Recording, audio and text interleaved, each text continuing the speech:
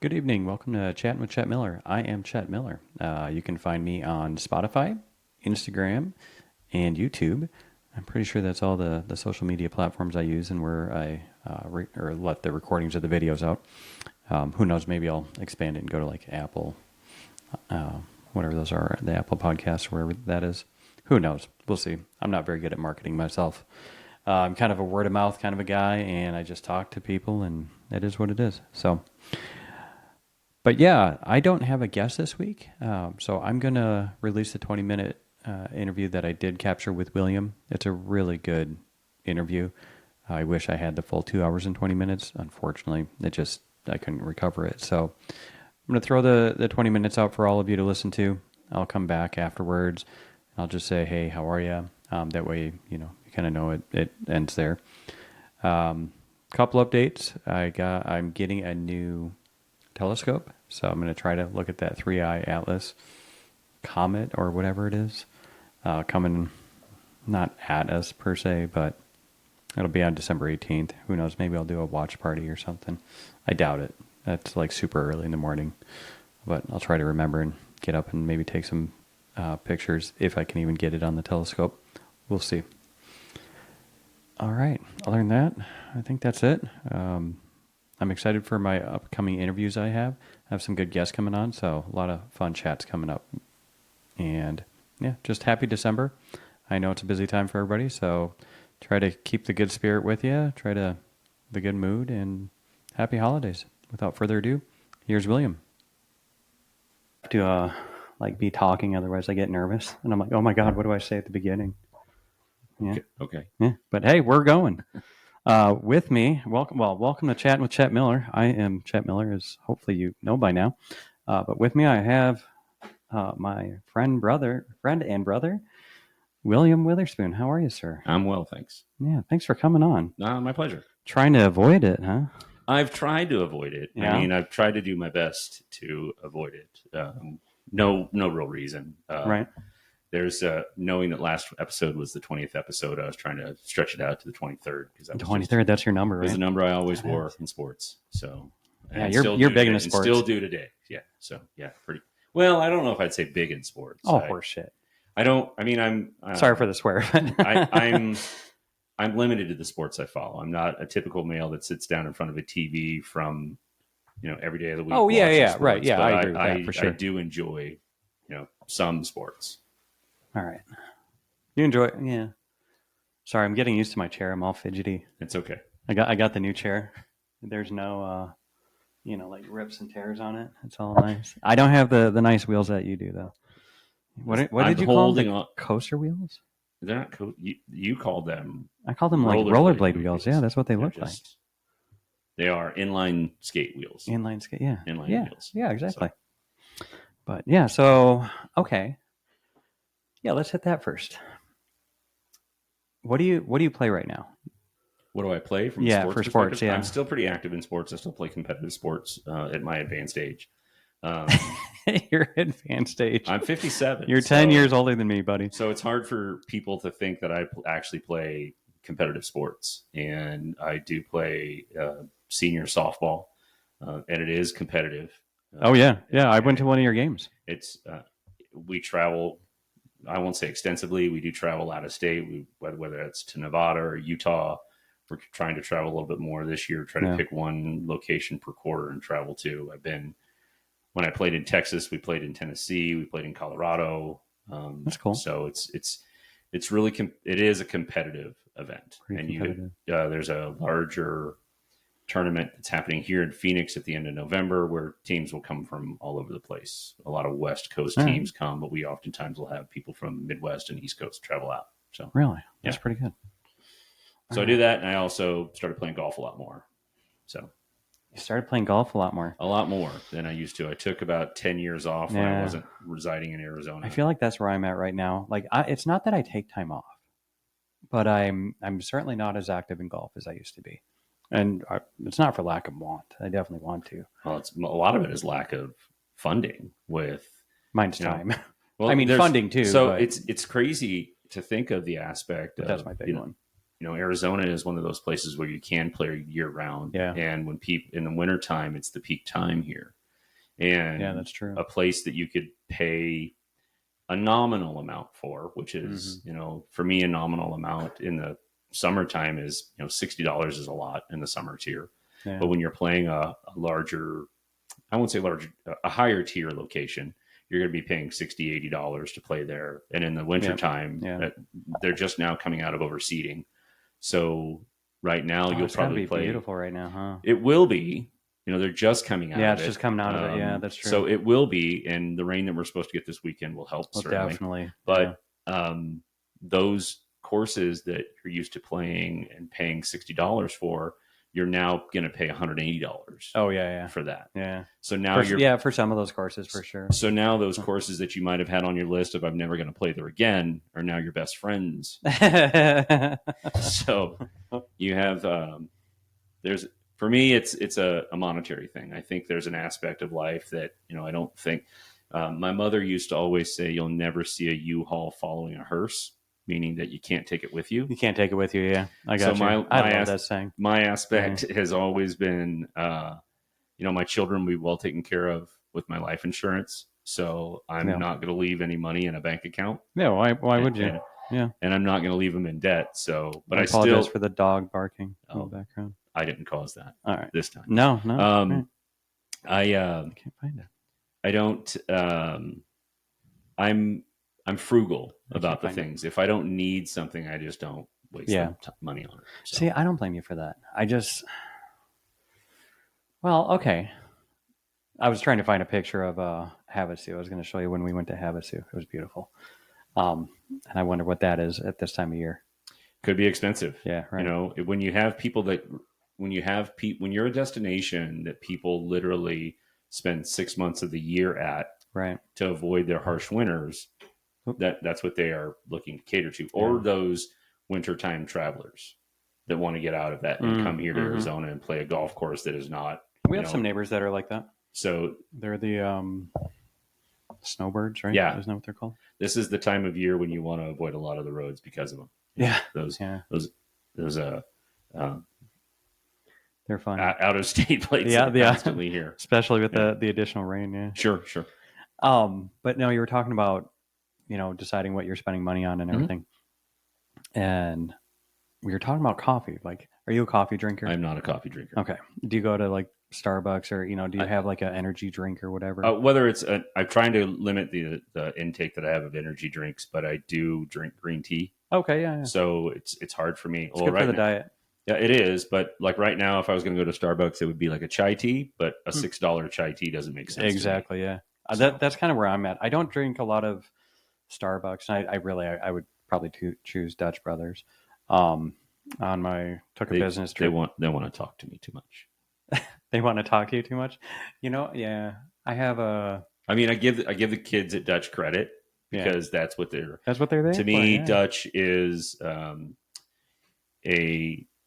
almost like a new life version of Chick-fil-A, where it's a little bit a pleasure to serve you, or my pleasure. Where Dutch is where the dudes are. Yeah. Did you see the?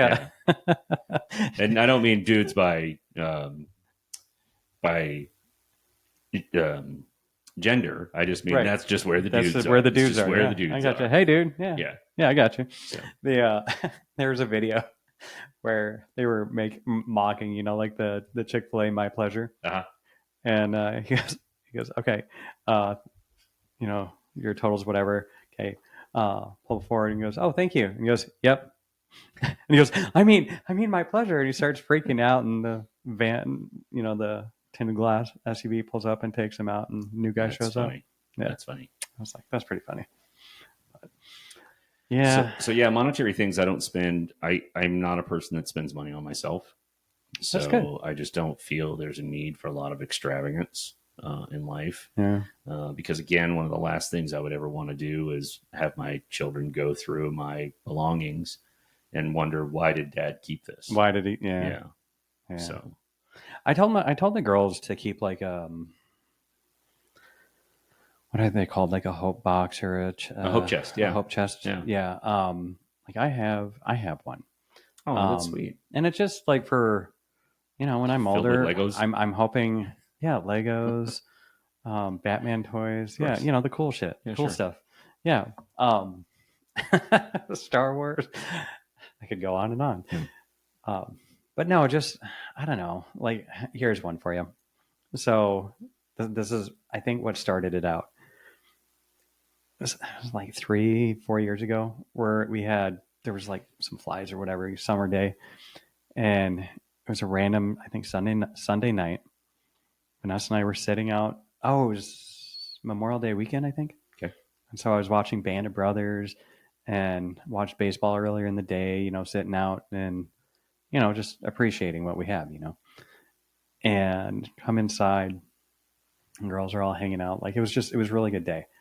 And there was a fly flying around and I just grabbed it out of the air and I caught it. Mr. Miyagi did. Right. I Mr. Miyagi that fly. And I was like, no way did that happen. And everybody turns, they're like, did you just catch that fly? I'm like, I'm pretty sure I did. And I did the only thing I could think of, so it wouldn't fly away. I just smacked it. Yep. Yeah. And so I feel stupid for saying this, but I had the carcass of the fly in that thing and I Sharpied it. That might be troubling. Yeah, I know. That is borderline weird, right? Psychotic. Yeah, kind of weird. I think. But it was pretty funny. It reminded me of the day. Yeah. Because I will honestly I think there's an aspect of memories that my sister oftentimes talks about things and events, and we're only a year apart. So she has a recollection of things that I don't have.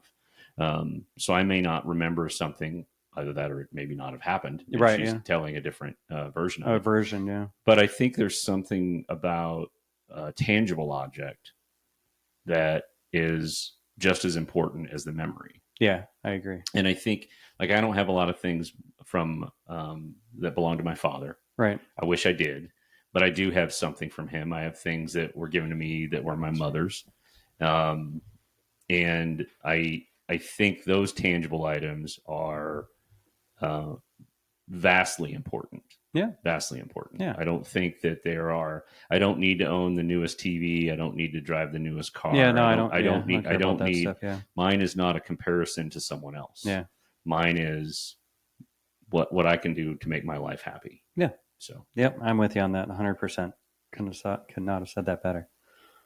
So you talk about memory, and that okay. This is kind of a weird transition. No, it's okay, because this is one of the things that I actually I find interesting about this is you want to ask your guest what topics do you want to talk about. I know, and I am very much about, I don't want topics. Yeah, I want this to go as smoothly as it possibly can and move to whatever it is. So a weird transition into something else, I will not find weird. That's awesome. I just find it a natural aspect, because I think one of the things that is a lost art. I appreciate this. I think one of the things that is a lost art in people is being able to have a conversation and enjoying time with other people. There are people that I just enjoy being in the space of. Yeah. And I hope that there are people that feel that way about me. Yeah. That there's, like, when I leave, there's an aspect of that moment. It was a good moment. It was a good moment. Yeah, for sure. I'm so glad he's gone. I'm so glad he's gone, because we all know people like that, right? Oh, we're counting down that time. You don't want to be that. Yeah. So, anyways, regarding your transition, I'm gonna come back to that. No, and I'm pretty sure. Like, I've been wanting to talk about it, and I probably have it listed on my phone as well. Okay, but I don't want to forget. Okay, because I have a lot of shout outs. It's been 2 weeks. I had a business trip last week, and I want to talk about that a bit too. Okay. But so I want to make sure I get my thought right, because it's funny that you said that. So, you know what photographic memory is? Yes. Okay. So and even last week in my business trip, this is what made me think about it. This guy I work with, I don't know if he has photographic memory, but it's got to be pretty close. Okay. Like, he's so impressive. Like, just to listen to how he can just regurgitate something. Okay. And almost like an eidetic memory, like Sheldon Cooper would have had. Sure. Yeah. Okay. Like, for me, I'm very Sheldon Cooper's character. Right. Right.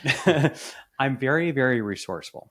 Okay. Like, when I go into meetings, like, I'm I have all my resources readily available. I can click on a link or whatever, or I'll already have most of it up. So that I'm very good with. Mm. But he can literally just like recall. There was nothing in front of him, and he's just like, yeah, I was be able to speak to that. I agree. Good for you, man. You've known me for a really long time, and I've been known as an individual that holds a vast amount of useless information. Yeah.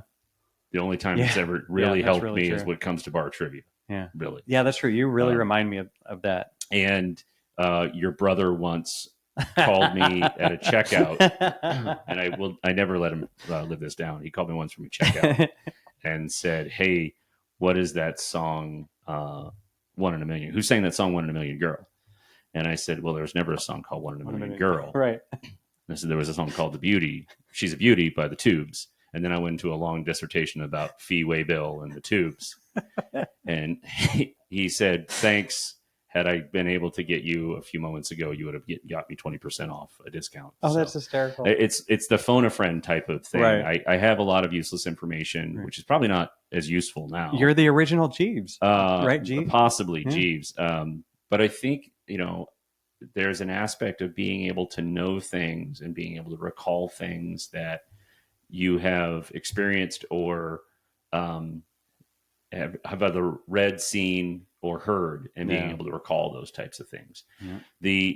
One of the things that I think I struggle with is the aspect of I know where I was in a situation and I recall the things that were said to me. Yeah. I may not recall exactly how I responded. Yeah. And that's troubling to me. I've learned over my life that that's troubling to me. Like, you were actually kind of a dick that day. And you're like, yeah. Was I?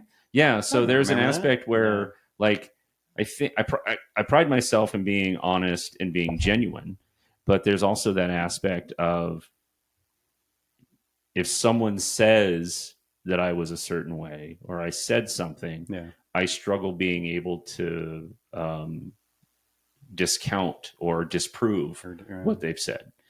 And it makes me feel miserable. Oh, I'm it sure. really does. Yeah, it makes me feel miserable. Yeah, that doesn't surprise me at all about you. Huh. That's pretty good. I don't know. So, wow, that's pretty good. I like that. Thanks. So, one of the things I also wondered about the photographic memory or the idyllic memory, I think you called it. I think it's called eidetic. I'm not sure. Eidetic. Okay. I might be wrong. I'm probably wrong. I'm gonna go with it. I'm probably wrong. It sounds good. It sounds good. It so sounds right. Though, I'm saying we're rolling with it. Okay. And I don't think my audience will care. Nah. If they do, I won't remember saying it. Right. Do you think their memory fades kind of like a normal, like mine would? I don't know. See, I think there's an aspect of your brain is a muscle.